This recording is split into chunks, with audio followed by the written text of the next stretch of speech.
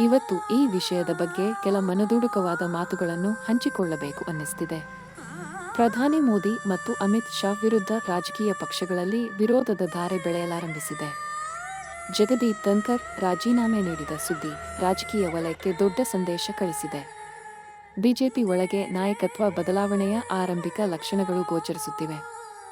ಒಂದೊಮ್ಮೆ ಶಿಕ್ಷಣದ ಪಕ್ಷ ಎನಿಸಿಕೊಂಡಿದ್ದ ಬಿಜೆಪಿ ಈಗ ಆಂತರಿಕ ವಲಯಕ್ಕೆ ಸೀಮಿತವಾಗುತ್ತಿದೆ. ಆರ್ಎಸ್ಎಸ್, ಬಿಜೆಪಿ ಮತ್ತು ಸರ್ಕಾರಗಳ ನಡುವೆ ಶಕ್ತಿಯ ಸಮತೋಲನದ ಚಲನೆ ಕಾಣುತ್ತಿದೆ.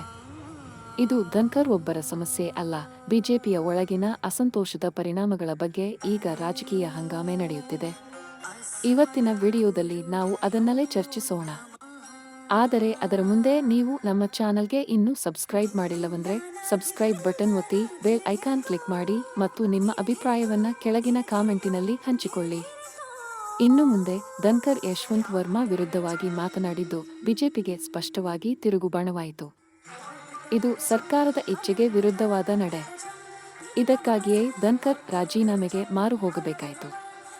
ಈಗ ಕೆಲವು ಮೂಲಗಳು ಹೇಳ್ತಿವೆ, ನ್ಯಾಯಮೂರ್ತಿ ವರ್ಮಾ ನೀಡಿದ ಸಲಹೆ ಧನ್ಕರ್ ಸರ್ಕಾರದ ನಡುವಿನ ನಂಬಿಕೆಗೆ ತೊಂದರೆ ತಂದಿರಬಹುದು. ಆದರೂ ಧನ್ಕರ್ ಅವರು ವರ್ಮಾ ಅವರ ಸಲಹೆಯನ್ನು ಒಪ್ಪಿಕೊಂಡಿದ್ದಾರೆ. ಈ ಬೆಳವಣಿಗೆಗಳು ರಾಜ್ಯ ವಿಧಾನಸಭೆಗಳಲ್ಲೂ ತೀವ್ರ ಚರ್ಚೆಗೆ ಕಾರಣವಾಗಿವೆ. ಎಲ್ಲ ವಿರೋಧ ಪಕ್ಷಗಳ ಬೆಂಬಲವೂ ಇದಕ್ಕೆ ಸೇರಿಕೊಂಡಿದೆ. ಆದರೆ ಬಿಜೆಪಿಗೆ ಸಿಕ್ಕ ಬೆಂಬಲ ಈ ಸ್ಫೋಟಕ್ಕೆ ತಡೆಯಲ್ಲ. ನೀವು ಯಾವುದೇ ಬದಲಾವಣೆ ಆಗಿಲ್ಲ ಅನ್ನಿಸ್ತಿದ್ದರೆ ನೆನಪಿರಲಿ, ಈ ವರ್ಷಗಟ್ಟಲೆ ಕಡೆಗಣಿಸಿದ್ದ ವ್ಯಕ್ತಿಯೊಬ್ಬ ಇಂದು ಧೈರ್ಯದಿಂದ ಎದುರಿಸುತ್ತಿದ್ದಾರೆ. ಮುಂದಿನ ದಿನಗಳಲ್ಲಿ ಬಿಜೆಪಿಗೆ ವಿರುದ್ಧವಾದ ಪ್ರತಿಭಟನೆಗಳು ಇನ್ನಷ್ಟು ಜೋರಾಗಬಹುದು. ಅದರಲ್ಲಿ ಅಚ್ಚರಿಯೇನಿಲ್ಲ. ನಿಮಗೆ ಈ ಕುರಿತು ಏನಿಸುತ್ತೆ? ನಿಮ್ಮ ಅಭಿಪ್ರಾಯವನ್ನ ಕಾಮೆಂಟ್ನಲ್ಲಿ ತಿಳಿಸಿ.